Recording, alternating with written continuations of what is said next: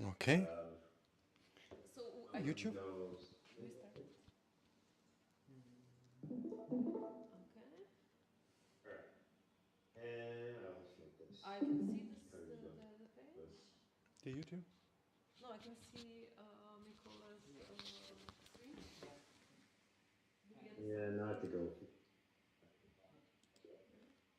Oh, the replication. Okay, slides are not going to be as cool as I was planning on doing with some of this stuff. This is I had a plan B, so plan B. At least you get something. Woohoo! All right, so should I just start? Yes, please. Yes, I think you can start. Okay, so first I'll just I'm muted. introduce myself. My name is Mikola. I'm currently working at socket.dev, although the stuff in this presentation is much older than that. So this probably dates back to like 2016, 2017 era. I also have a GitHub that you can check and a website at 0fps. And mainly I've just done like a variety of different stuff, in sort of JavaScript land, doing some things with scientific and numerical computing. Also, Can you like a bunch restart of it, different Alex? geometry Please projects. restart it But somehow. this particular work here is related to some work that I did while I was Oh yeah, you restarted now. 4 years, 4.5 years, or actually probably closer to 5, building like a massively multiplayer online browser-based game, which was basically shut down after the government crackdown in 2021. So that unfortunately is no longer really. Uh, it's still kind of like up, but it's not easy to play right now. So if you go to the website here, it'll actually probably not even load at the moment because everything has been shut down due to like the government restrictions on like age, like on like basically like when games can operate, right? So because of the rules there, this thing is not actually running during the evening in China, which is when you would want to play it if you're trying to test it from like like the United States, right? So yeah, so you can't play this as you can see, right? So obviously, thanks China. There you go. Anyway, so yeah, other than the fact that this thing got shut down, it was actually a moderately successful project. I think we were getting pretty good user traction and growth, and we had lots of people playing this and whatever. Can we Yeah, figure and out why so to it's like back up, flickering? like what was this thing that we built? Because now that This he is like a showed the page, it didn't multiplayer flicker. online Roblox like Can you give me game, your right? phone that And I you can could Google? basically edit the games in your browser and build them with other people, and then you could share them, and then it was all multiplayer and work on them, right? So the question is then like how to make these collaborative multiplayer documents, right? So is this making sense to people, or am I just kind of seeming a bit discombobulated? I don't have any feedback from the audience right now, so I don't know if I'm Can you like turn me on? that's making sense. Yeah, I think it makes sense. I mean, maybe people don't know what Box 3 was about because now it's not available. Right. Yeah. But otherwise, makes sense. Yeah. So, Mikola, would it be possible yeah. to just try to reshare the screen because somehow it's flickering on our side, but I don't know why this is happening. Yeah. No. So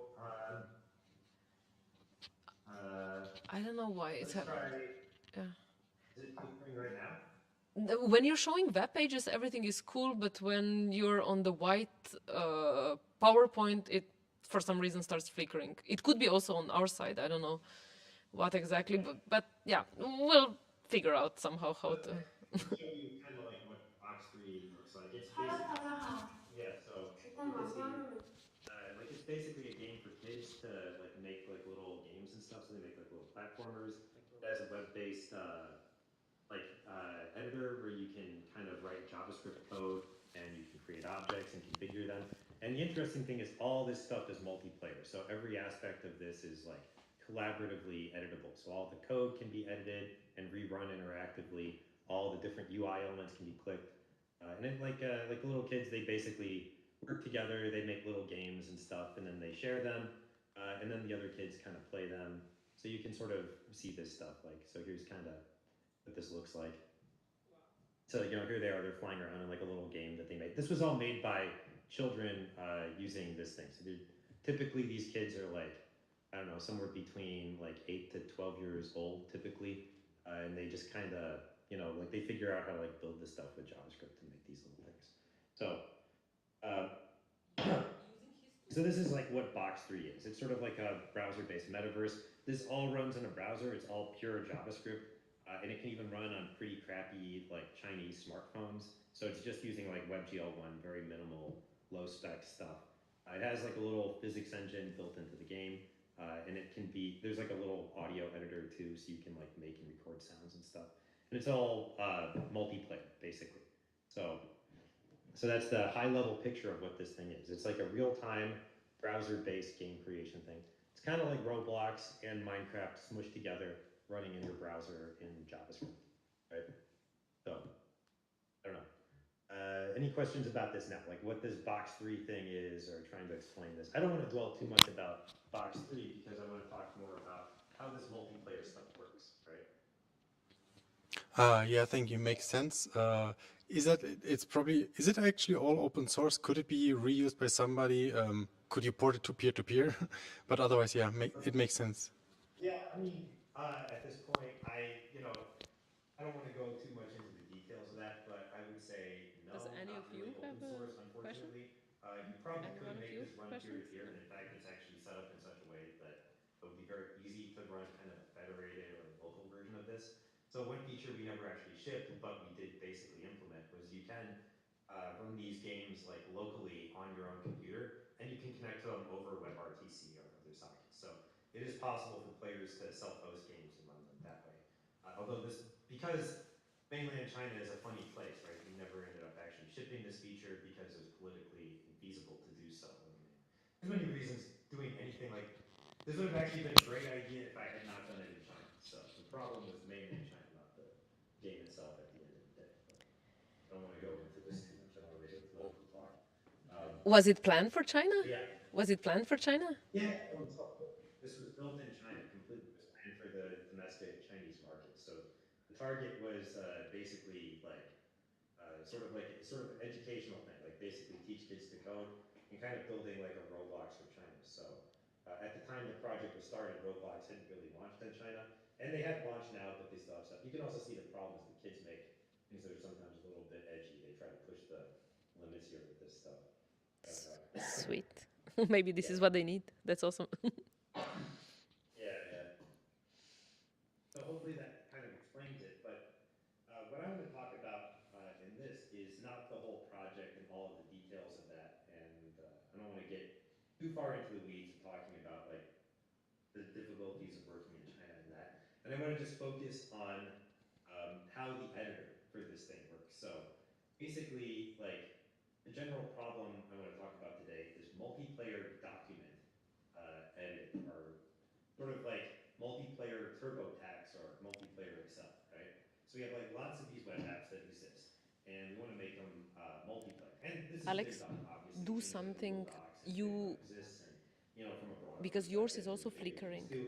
But the problem is What do I do? it's I don't know. pretty complicated to just bolt something out of there. A lot of these things end up being sort of ad hoc or expensive or complicated to do.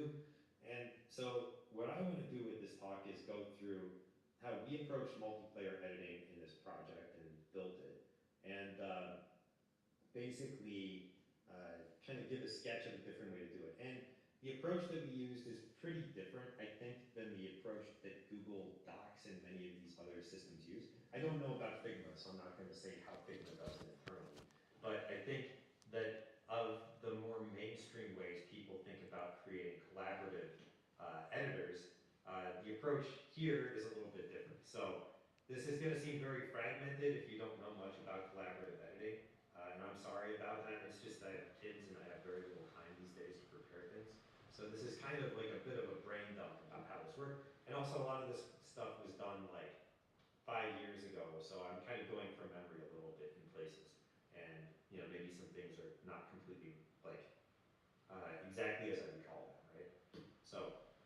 So, okay, the starting point is we'll assume sort of a client-server network model. Now, this isn't actually that essential, but it does make some things a little bit simpler here. So we're going to say that basically we have one client or one server node, and then basically all of the clients just talk to the server. Now, the advantage of doing this is it makes it a little bit easier for people to join or disconnect from a system that's already running, and we'll have a much more straightforward protocol. And the other reason it was set up this way is that initially we had a WebSocket-based synchronization system, and the client-server model was just the most natural way to work with WebSockets, because that's basically how web apps are, right? I mean, all of HTTP is essentially client-server, so this is kind of the default thing that works out of the box.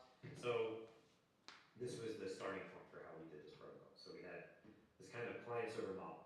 Now, the stuff that I'm saying here could probably be adapted to work in a more decentralized or peer-to-peer way, but this is basically like how things were sort of initially structured with this, right? And how all the protocols that we built were constructed around this.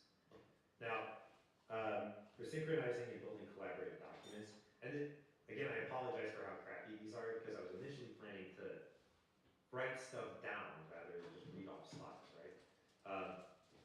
There's sort of two common approaches that you might see. Like there's these sort of state-based methods and like maybe action-based methods. So to sort of distinguish between them, the state-based stuff would be something where like you just send sort of state snapshots from the server to all the clients, right? So anytime the client changes something, the server just pushes out like an update to all the clients, and then you get them. And you can sort of think of this as just sending the entire state down the wire to all the clients, or you can optimize it by sending just a part of the state that fits. But instead of sort of thinking of this in a relative way, you're always sort of looking at it as, okay, there's like a single state for this document.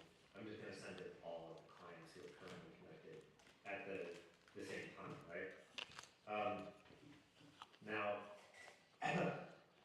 that's okay, but the downside to this is that it has a pretty significant bandwidth cost, because you have to be pushing these state updates, and you end up often doing these like full scans of the entire state every time you're trying to update, which for small documents is maybe okay, but as these things get bigger, you probably don't want to be like iterating over a huge like map or something every time, so, like a single thing changes, right? So it would be better if we didn't have to work in terms of the state, but if we could just look at actions on the state. So this is kind of the motivation for these things that I would call algebraic methods, right? And by algebraic methods, I'm going to kind of group basically everything that works not in terms of just the state, but in terms of actions that are applied to the state. So like Redux is an example of some like attempt to try to bring this into like the React world, though it's a little nebulous how they're already doing that. But this would generally include things like CRDTs or operational transforms and this kind of stuff, right? So, but all of these algebraic methods, they all work in pretty much the same way, right? You have your state, which is the same as before, and then you have a set of actions which can be applied to the state. And these actions, because they're basically functions that transfer the state from one state to the next, they form a monoid, right? So a monoid is like basically just an algebraic object that models function composition. So you can compose elements of the monoid together to get a new one.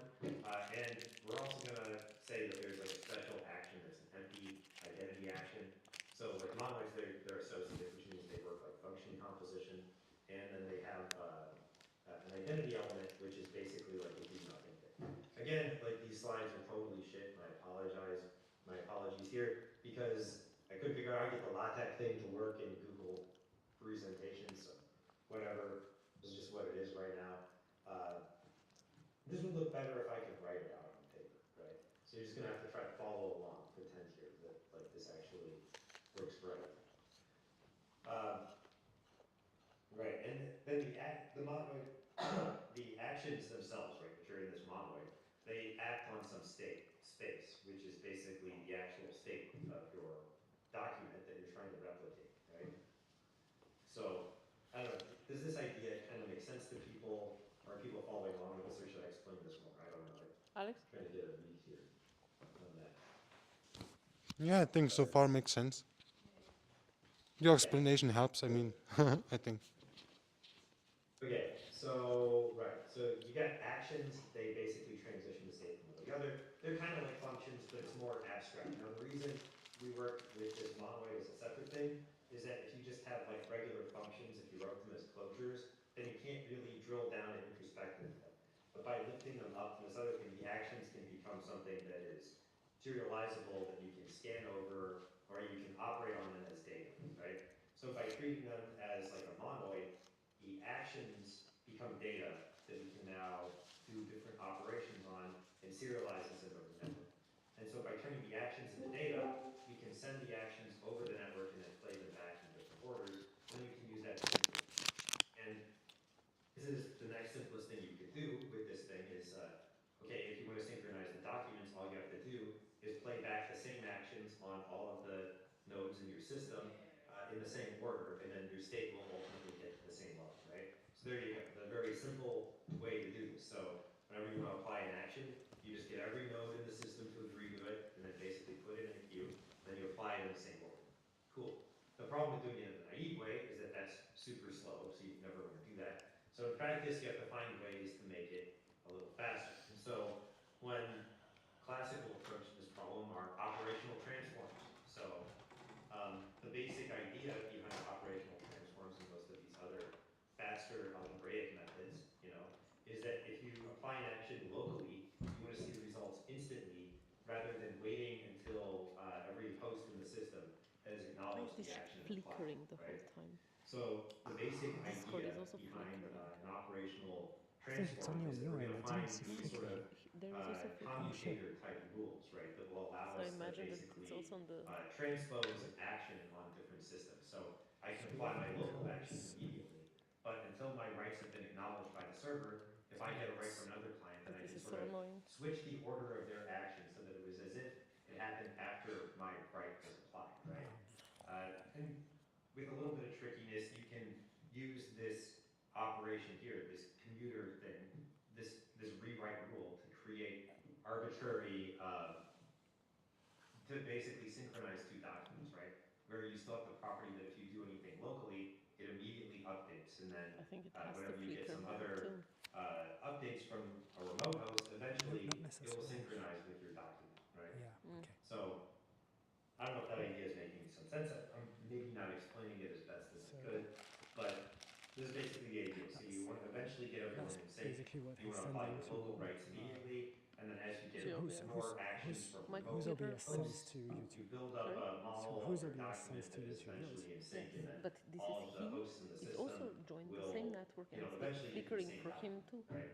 Okay. And the way we do this is by So it's basically flickering using from this both of us. commutator So rule. it So feels like it's a you bad can basically internet transpose them. connection or So something. it's a little bit tricky. I don't want to spend too much time on Did he do that operational from the beginning? transforms, but like, Sometimes the it basic does idea is on some this streams, commutator or Okay. this transform but rule. only when it's like this And white screen. these When they transform go rules to can do the become web arbitrarily pages and stuff, it complicated as you doesn't get flicker. more hosts and more events coming in, right? I But don't this know. is the basic idea of operational transform. But So Fuck my any brain. questions about that?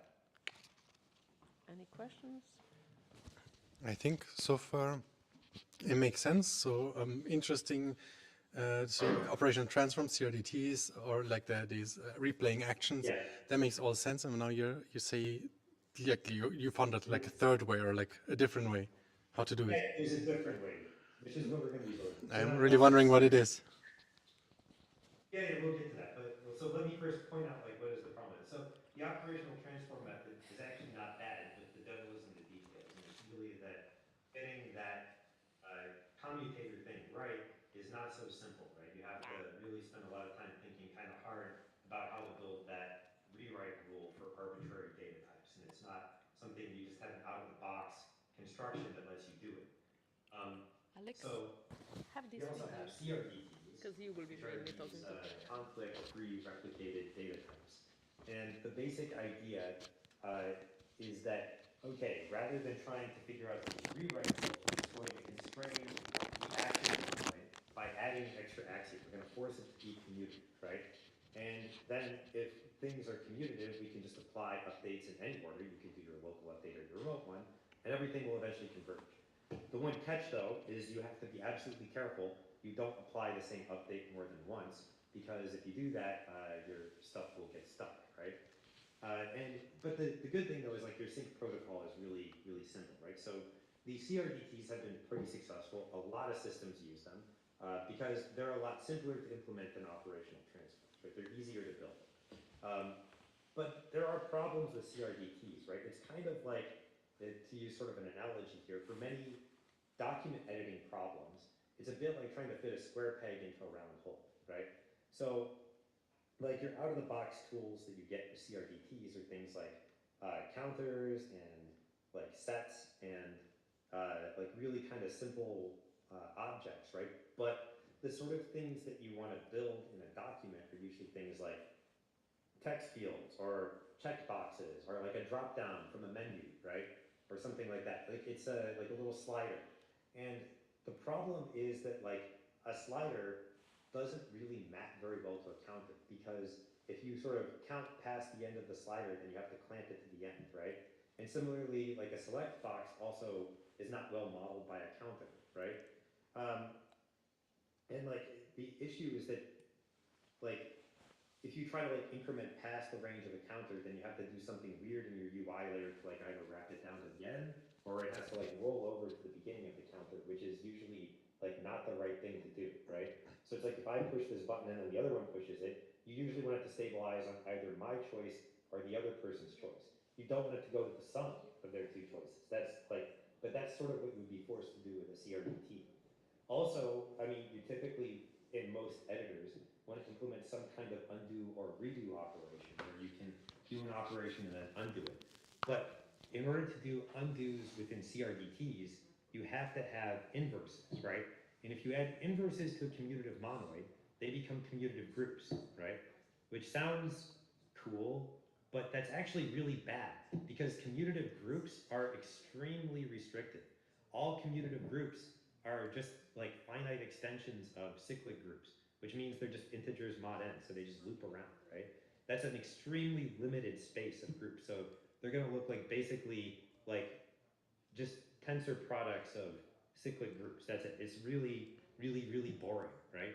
And cyclic groups, I claim, from the experience of trying to build UI stuff on top of them, are actually a terrible model for documents. So you do not want to use finite cyclic groups as an algebraic foundation for creating collaborative documents. It's just not a good formalism. It's a very like clumsy thing, and it creates a lot of like janky stuff in your UI. You don't want to do this. It's not good. So I don't know. Like now, this is now where people might be getting angry or like getting upset at me. So I don't know. Are people getting this idea that maybe CRDTs are not the cure of all your problems, but actually the source of a lot of new and terrible problems you didn't even know you had or don't want to have, right? So Yeah, I think it makes sense so far. You have a lot of experience. If yeah. you're saying it, then I guess it's there's something to it. Like, I mean, here's an example. So imagine you have a drop down, and I could draw a picture of this. My camera was working with like three elements, like A, B, C, and then user A selects B, and then user B selects B.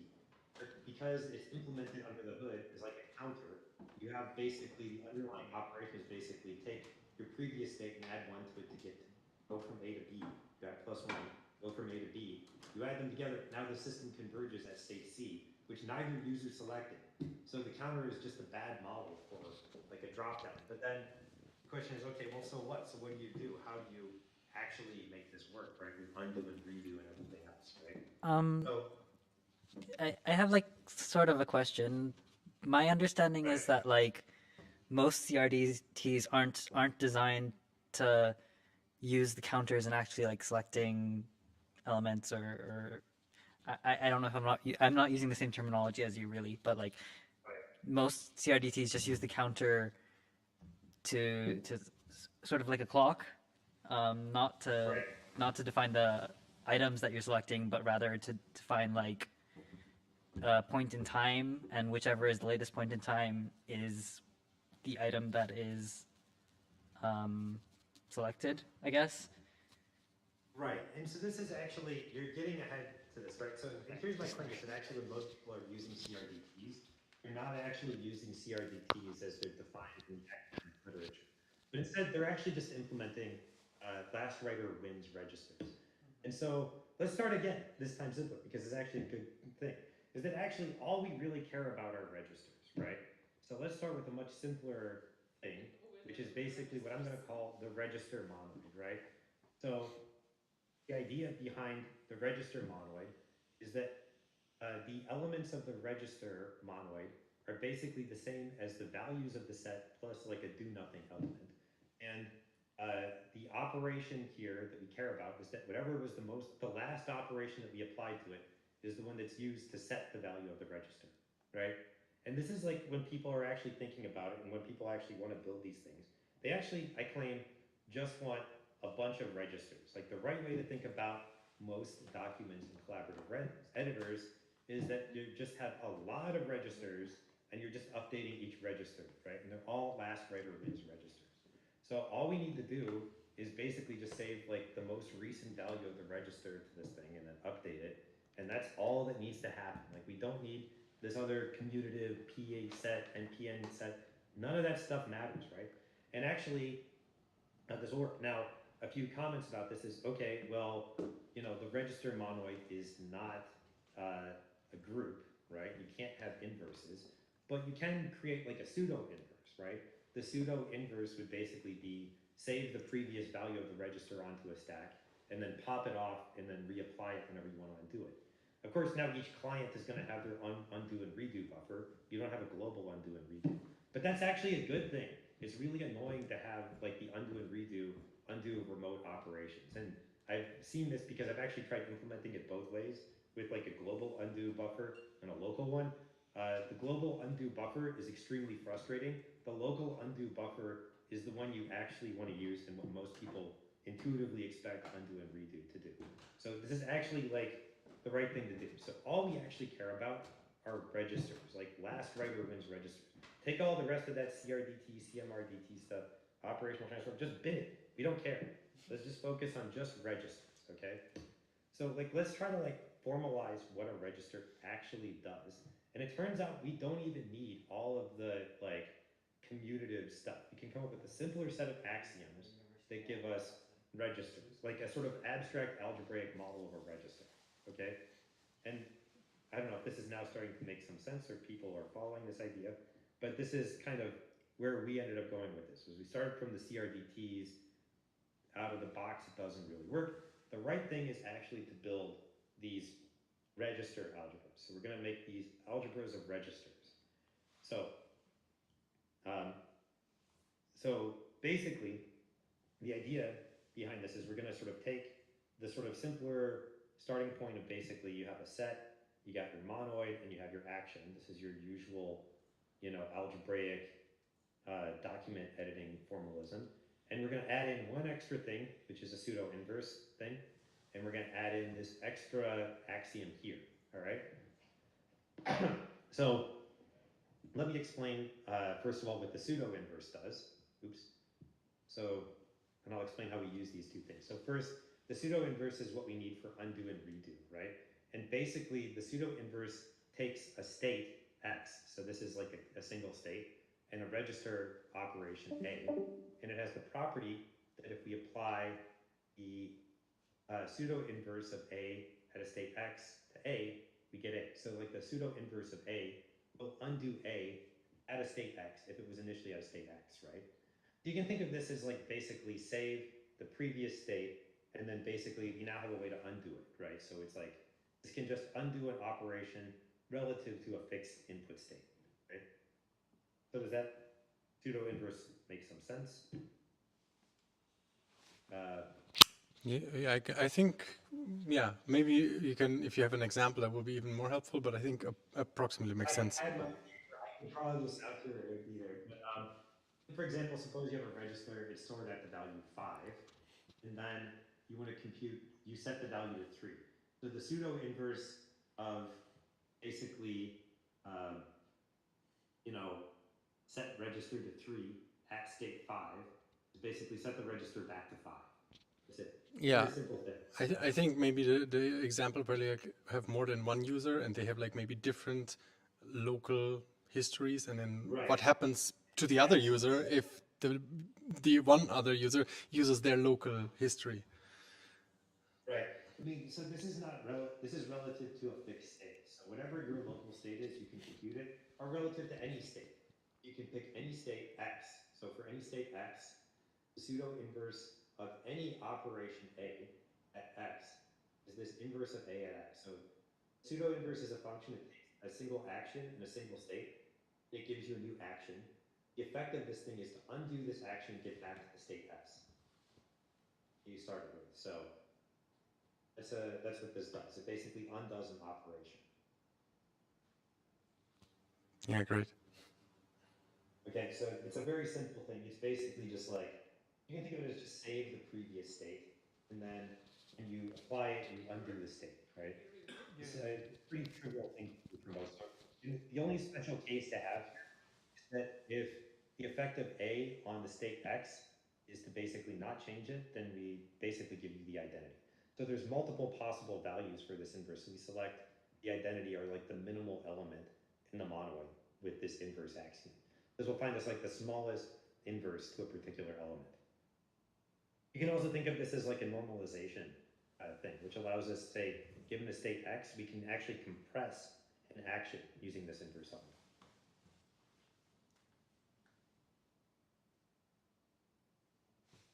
That's clear. I don't know. Yeah, all right. Okay. And then the second thing is we also have this last writer wins axiom, which will be the basis for creating our protocol. So that you can also think of this as like a move to front axiom. So the general idea is if we have, say, like multiple occurrences of some action A in a sequence of actions which are composed, you only have to consider the most recent version. So if you have a whole bunch of writes that all go to the same value, we only care about the most recent write to that value. So like if we set a register to 5, then we set it to 6, then we set it back to 5, the fact that we set it to 5 earlier doesn't matter. We can move it to the front.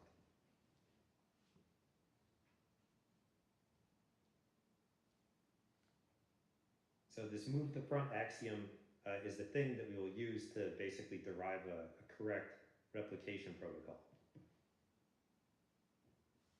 So the thing to compare this with is like previously we had, this commutative axiom, which was basically we could switch any two things. But here we're going to have a simpler axiom, which is we can just remove all duplicates of any action and move it to the front.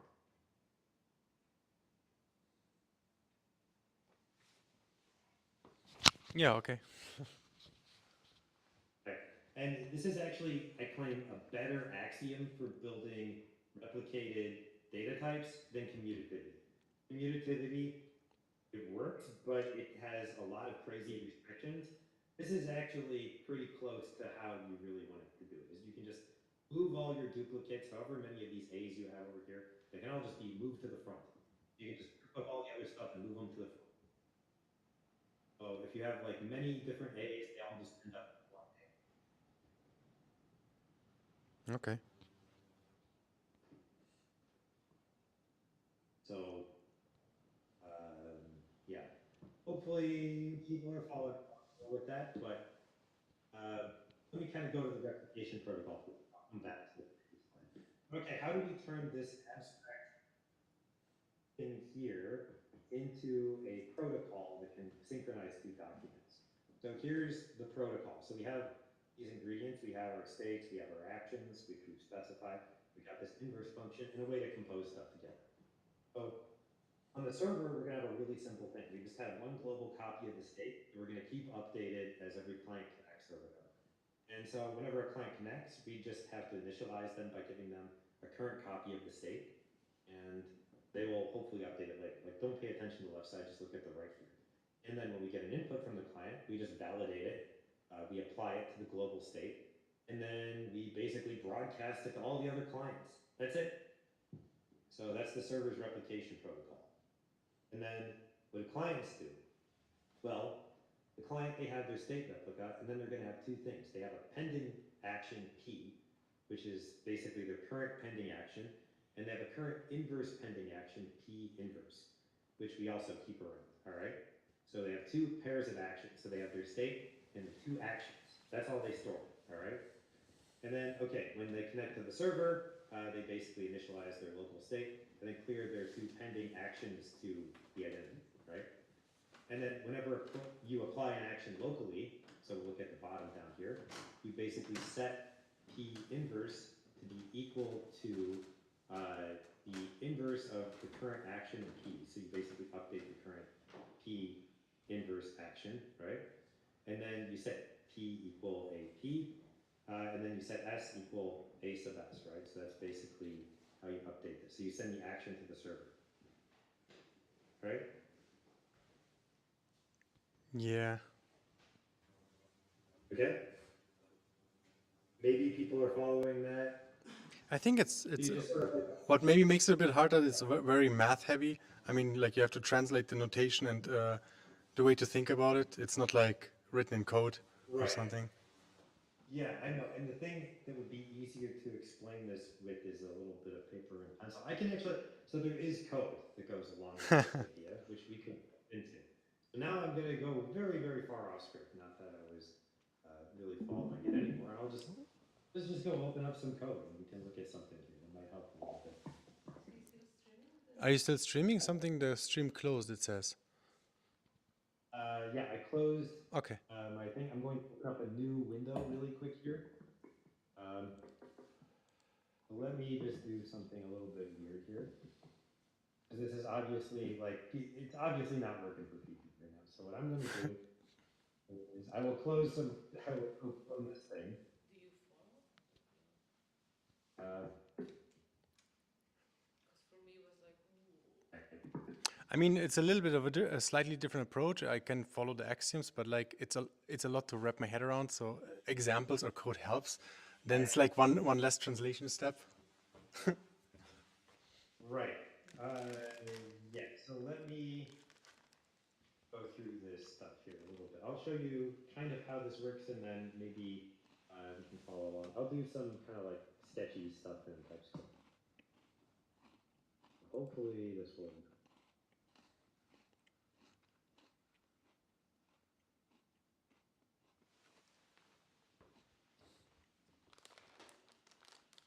Okay, so we'll just kind of do like a little document thing here. So let me off my camera, just share my screen here. All right. So we have these register documents. These things were actually implemented initially as part of MoodieD, which was sort of the networking stack of Box3 that existed at that point in time. So what I'm going to do is I will walk you through how these RDAs were actually implemented in TypeScript, right? And here's the basic idea is we have these RDAs, which were how we constructed them. And then these could be used to basically instantiate these stores. Yeah. One One question. Could you just make the font like 10 times bigger, because our projector doesn't have such a resolution to display it in a readable fashion? Oh yeah. You can probably make it even a bit smaller, but it's kind of not bad. Yeah. Okay. Yeah, that's the limit, I guess. Perfect. Thanks. Okay, so let's start with the simplest thing. So we'll basically create a register here, and then for each of these things, you give them a new scheme. So we'll give it a new, give it a new int 8, we'll initialize it to 0. And then basically we have these, so like what are these RDAs? These are these registered document algebras that we would construct. And then basically each of these RDAs has a couple of different things. So they have action constructors that can create actions. You basically go to an action and you could basically give it a 10. And this would be, say, like, you know, I start thinking that 10. And this would basically take, create an action that sets one of these things to 10. And so this would return a new action type, which is actually type number in this case, right? And then you could do something like RDA dot create store, and this would basically create like an initial store of type 10. And it would basically have this type. Now you could also create compound types. Like this, like const start RDA, equal to a new struct, right? And these would basically then be created with like, you know, foo is like maybe like a new register.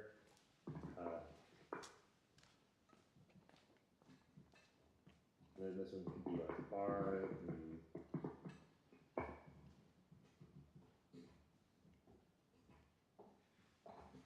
And then you get like the same kind of stuff. So you can do struct RDA action, and then you go give it like a store, whatever, there's stuff that goes into there, and then you do that bar, you get a value for 10, right? And this would basically create like different actions. So to explain kind of what these things are, these are basically like a set of action constructors, a thing that can build a store, and then some algebraic rules for combining actions and computing their inverses, right? And applying them to a store. It's basically how it would work. And like sort of the way you would do this, okay. So like how to synchronize these things. I'm just going to do this at a very high level here. This talk is extremely disorganized because I'm already like 4 or 5 levels down on plans that collapsed on me. So synchronize these like document algebras, right? Basically, like the server side, so you basically just like rebroadcast actions to all the clients. Basically, the client. So you have basically 3 things. So basically, like you store. You have some data, right? There's your store.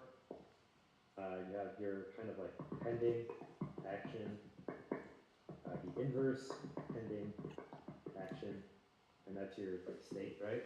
That you keep on the client. You have like your local client update, so you basically have like some action. You'll have like some method here, right? Which would be like apply local client action, have some action take. So basically say, okay, you said like your inverse pending action is going to be equal to, sort of compose inverse, basically A, store, which has to be calculated relative to the store with the inverse pending action, so you combine those together. Is basically compose, A, just update all these things, right? And then you basically set your store is equal to apply A to store, right?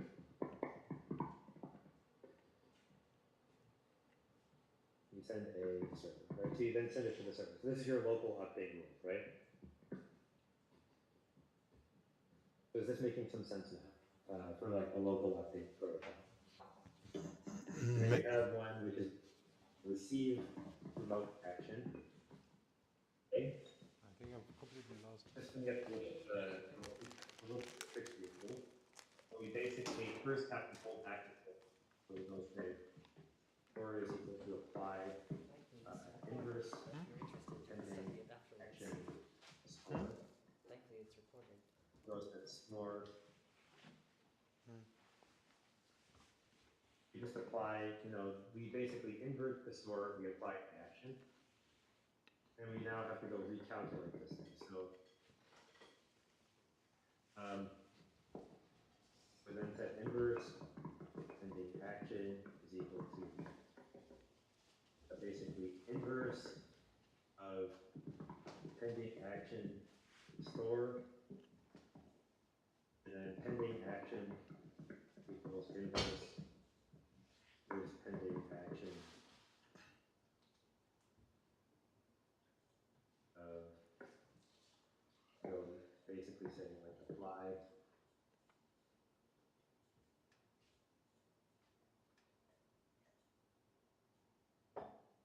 so we then set store is equal to apply pending action, and the store is equal to inverse of the pending action. No, just for the unknown reader, I think. Something like that. I hope I did. Yeah, this is like 5 years old, this idea, so it's a little bit jumbled up. Some cobwebs in there. Right, but the cool thing though is you just write this algorithm once, and then this will work for any data type. And you can build any kind of documents. You just model the store using sort of algebraic data types. So you have struct, you have maps, you have lists, all the usual tools for creating them. Then you can nest things together. So, like adds a new struct. It can do a new map, and then you give it sort of your keys type, which could be maybe a new string or something like this, like new. I have And then you can give it. I have a quick question. So, because I feel there's something missing Right. on the pseudocode for receiving an update. Um, um, I don't see your stopping condition. So when there's a when the action is actually the identity not to rebroadcast it. We never rebroadcast on receive. Oh There's yeah. never rebroadcasting. Just apply it locally and you're done. Oh yeah. Okay. Oh yeah. Okay. So that's someplace else. Yeah. Fine. That makes And sense. like once you receive, Yeah. Yeah. That makes sense. yeah. In fact, like there's actually an equivalence between this formulation and operational transforms, because you can look at this sequence of things as deriving the operational transform T operator. But the thing is, we don't have to define T, we just have to define inverse. Yeah. And inverse is actually a lot easier to construct than T. It's enough to define just inverse. So inverse plus that move the front axiom can derive the T operator. It's like equivalent to it, satisfies all the necessary conditions, but you get rid of all the operational transforms too. So Right. this is just an easier way to build that thing from sort of more fundamental pieces, right? Yeah.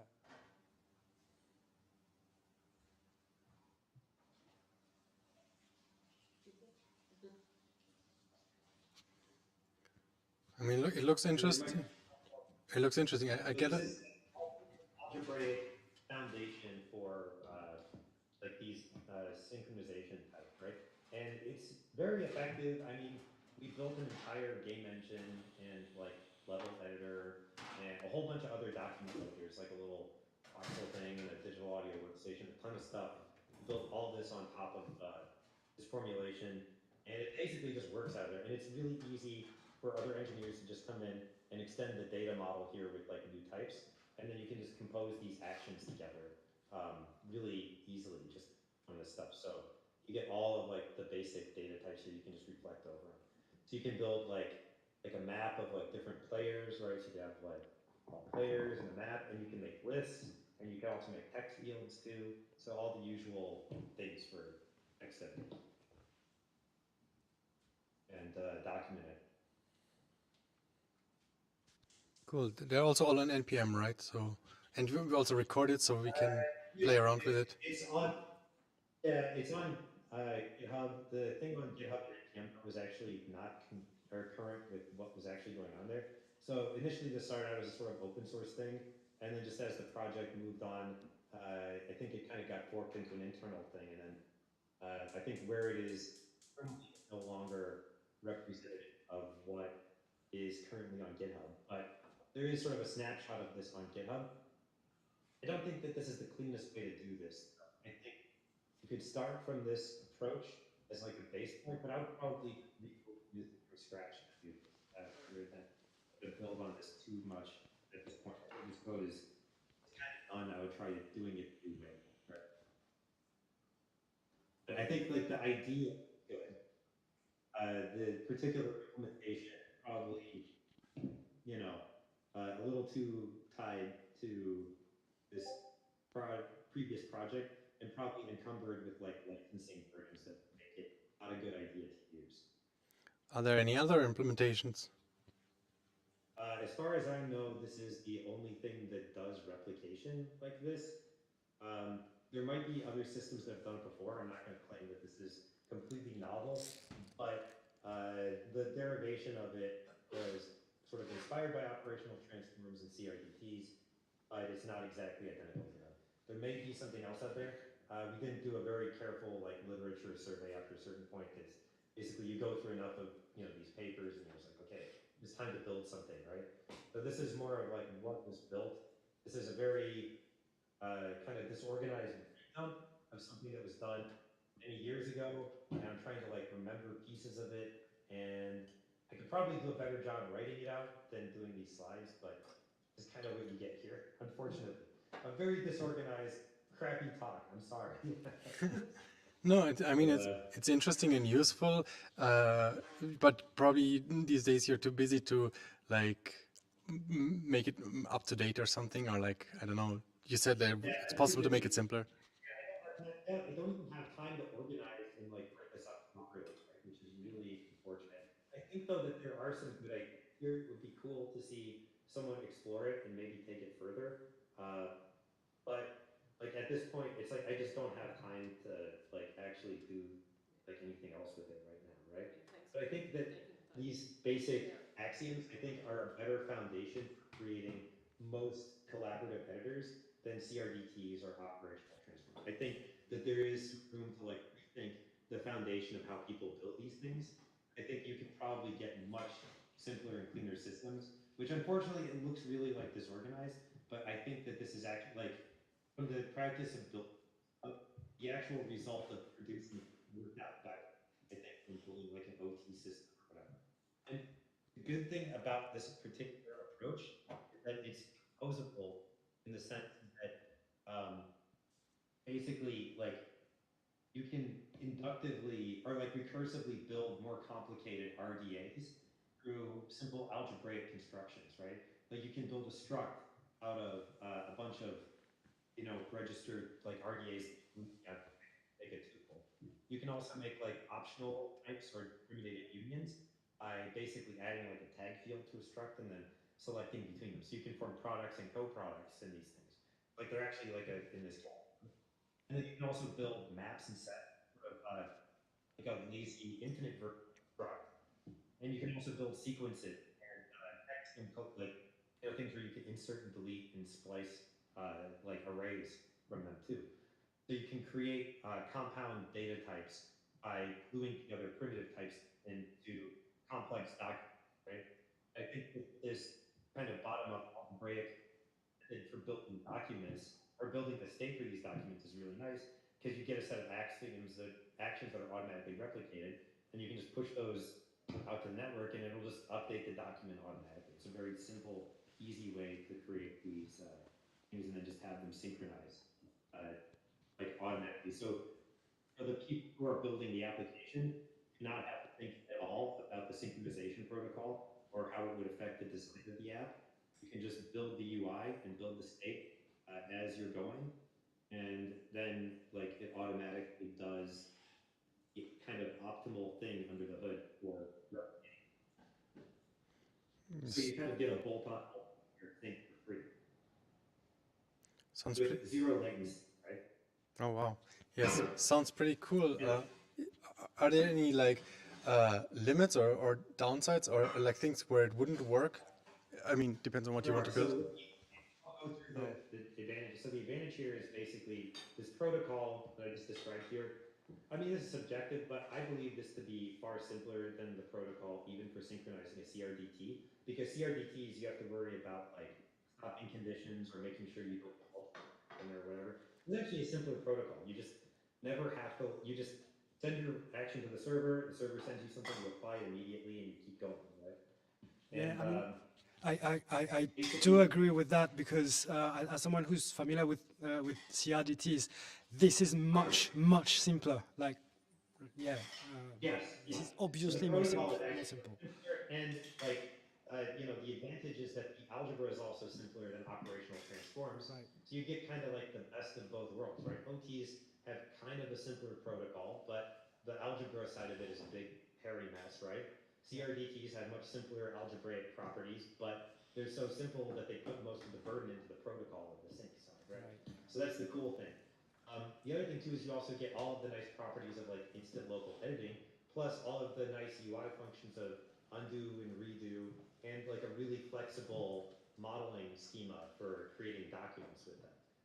The disadvantage is that, of course, this thing is like still a client server sync protocol, but actually I think this is kind of artificial. I think you could probably make that PDP with a little bit of tweaking. I have some ideas on how to do it. It's not that hard. How would you do I it? haven't actually done that. I mean, basically, like all you really need to do is to apply these actions in the same order. So all you actually need is just a timestamp for your stuff. So if you have any way that you can consistently assign an ordering to actions, you can basically get the same sync thing without a server. The only thing the server is doing here is just putting them all in order. So like it could be a blockchain, or it could be any other like signed like list of events. Are you Or you familiar? could even just Are you yeah, familiar? Are you familiar with Autobase? yeah, like anything that Would can that just work? set. Sure, anything that can just set a timestamp for each Yeah. action so that they basically are applied there would work. So the only thing the server is actually doing here is really just timestamping events, right? So if you have a P2P way to timestamp actions, this would work P2P, right? The same client protocol would just be replayed, and instead of sending to server, it would actually become timestamp and broadcast all queues. That would work. He said so. Same It's not a protocol. blockchain. But you see, that thing is So that's how you would make it P2P, right? The other disadvantage, though, that makes this not so great, though, is that this is really a document sync protocol, because you have to initially download the entire state of the document when you first connect to the server. For a level editor, that's fine because you still have to render it. But if this was like a text editor with, billions of documents, you probably don't want to sync every single document in that thing all at the same time. So you'd have to do some kind of stage sync or whatever. So this isn't really set up to allow, some kind of thing where you stream in parts of the document as you're editing. So I think it's probably possible to use it as maybe a starting point to modify it toward that end, but this is not set up for like streaming partial data, right, of a document. Of course, neither are CRDTs or operational transform methods. Right? I don't think that's a huge disadvantage, but it is something that would be a mark against it. But compared to a state-based method, right, where you could have streaming state that you would download, right? Also, it does require like timestamps in order to deliver the messages to make things work. So you have to timestamp anything. Don't really do that using this server to timestamp, but it's basically what it is, right? So anyway, yeah, and then this is where I got interrupted on my slide. I was planning on doing it. I had this cute idea. I wanted to do this, and I tested out in Google Meet. I was going to draw like, notes and stuff, and it would have been cool. I didn't do that, so you get the crappy version of the talk. Sorry, guys. Sorry, everyone. Yeah, cool. It's cool. Did you ever give another talk? Like, is there more to it? I mean, we recorded this now, so we can also later study it This is again. the only thing that I've presented on this idea. I've just been like I have not had time to get around it. Like this, I Right. did this thing, and I've been like meaning for years. I have actually a lot of like these ideas in my backlog, right? But this is just this thing which has been sitting around for years, literally. I haven't been able to like actually write the damn thing up because I keep getting interrupted. I never get an opportunity to talk about it. So I was just like, So all right, I'll give you the real. we have I the think first the talk. idea is this talk is shit, unfortunately. So it's basically what I got. I got some ideas. You can play around with it. I have a disorganized talk. Maybe you can extract something from it. I don't know. I think it's a great talk, and it like cuts through a lot of the buzzwords and things that exist in the space of like data synchronization, I guess. Yeah, I also think it's great. I mean, of course, there could be maybe better examples, better graphics and stuff if you had more time. But on the other hand, I mean, Yeah. I think the essence is kind of captured, so it can be more researched. And I mean, probably people can also reach out to you if they are studying and getting stuck. Like, I would definitely at some point go deeper into this. That's definitely something that many people will need sooner or later. I mean, if someone wants to like write a paper or collaborate on it, I would be very happy to do it. I think like you could actually put together a really nice little like document. It could sort of give a sort of self-contained mathematical theory for these things. I've actually worked out quite a bit of it on hand, right? But these registered document algebras, you can actually treat them as like a category, just like groups or monoids or whatever. And you can basically like view all of these common data type constructions as like nice kind of common categorical things, right? So these are just like, products of these tuple things. They're just product types and co-product types. And then these are just like infinite limits. And you can basically like derive all of these data structures that you want to build here inductively just from like really simple mathematical principles. So you almost have to like write barely any code to make this stuff work. Like the actual, like here's how you implement a register, right? Like you have your stuff for like a state, like computing inverses, and that's it. Like it's not that much code. And I think even Can you this make it a code bit itself, bigger?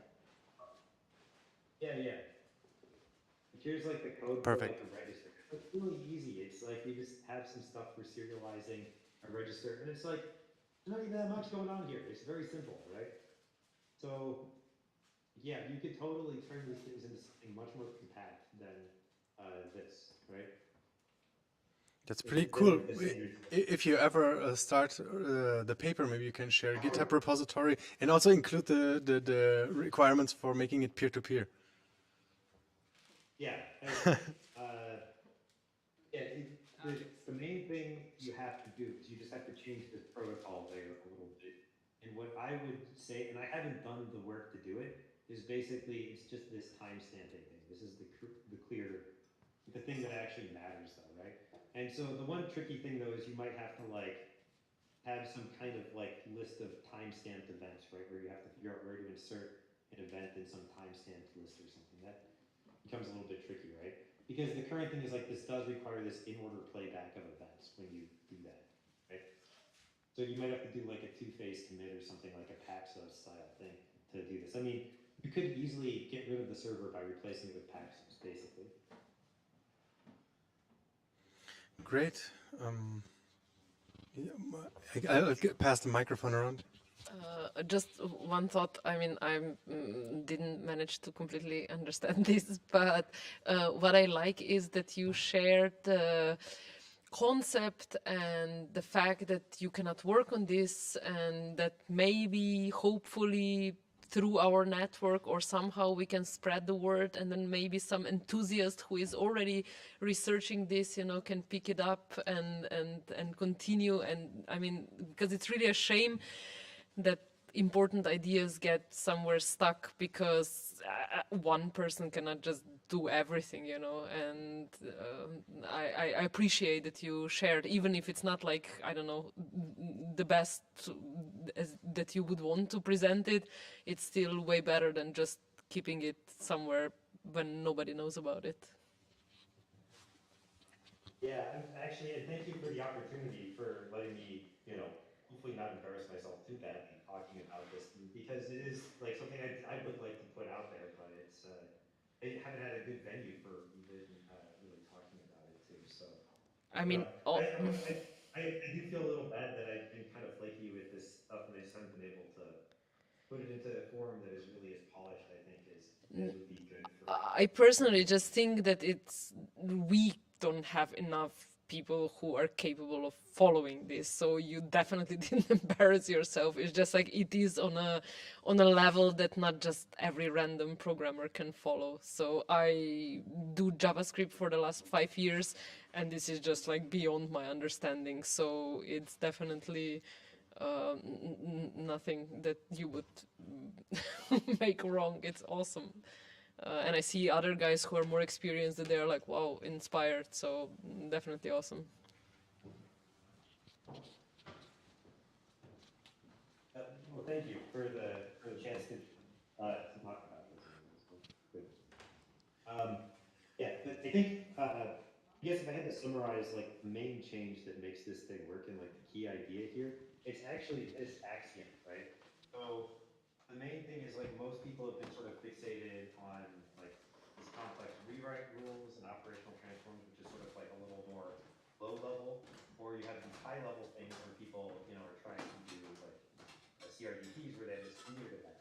But commutativity is an extremely restrictive type of replication, right? So like if you make things commutative, it's just kind of like this is like the nuclear bomb of like algebraic axioms. It's like one of the most restricted things you can say about some algebraic structure.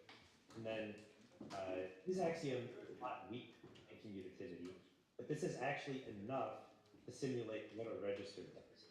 So if we just pick this one axiom, we can just model a register pretty accurately. And I think this is like both necessary and sufficient to capture the behavior of like registers. It's this like move to front axiom type thing.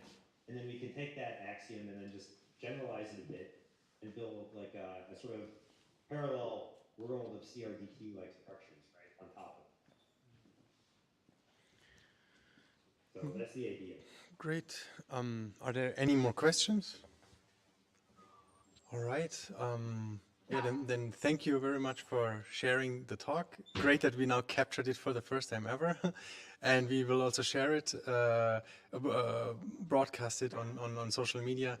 And I will definitely also look into it at some point in the future, probably the same as you, like blocked by current projects, but maybe others will pick it up, because I think, I hope that like next year on, from next year on, people will build a lot of apps that are peer-to-peer based, and they need certain ways of doing that, and it looks like it could be a very efficient means of doing it. So I think that the interest will naturally increase over the next month in digging deeper into this. Yeah, and if someone wants to get in touch, I mean, just send me an email, and maybe I can like try to explain it a little better or something. It would be good to like write it up. I would, maybe I'd be more motivated to do it if there was like other people who were interested in pushing me to get it out the door. I don't know. Right. Okay. So then, yeah. Okay. So email. Could you maybe either share email or any other means where how people can reach you if they want to get in touch, or if they watch the stream recording and then they feel like, wow, I need this. How can I reach out? Sure. You can just send an email to. Let me go just do a screen share again. Here we go. So if you want to do that, contact me. Put my email out here. Mikola Lysenko @gmail.com. So. 1 second. I think I have to join your stream first. It's a little bit internet is flaky. Yeah, I'm not seeing the stream yet. Maybe I have to rejoin. 1 second. Oh, great. For me also doesn't work, so it's not. Oh, it's, I think it's the internet. okay, I think, yeah. Now I'm seeing the screen again. Oh, perfect. Okay, so now we have it. So then everyone can reach out and ask you more questions once they want to implement it or pick up the work. Sweet. Yeah, I think if I could probably just write a smaller implementation of this and then kind of explain it. That might be the easier way to do it. I don't know.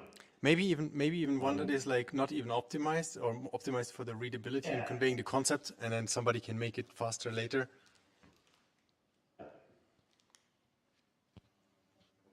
Okay. Okay. Yeah. Yeah. Thank you very much once again for the great talk and sharing these ideas with us. Okay. Thank you for having me. All right. Sweet. Okay. Then see you. Bye.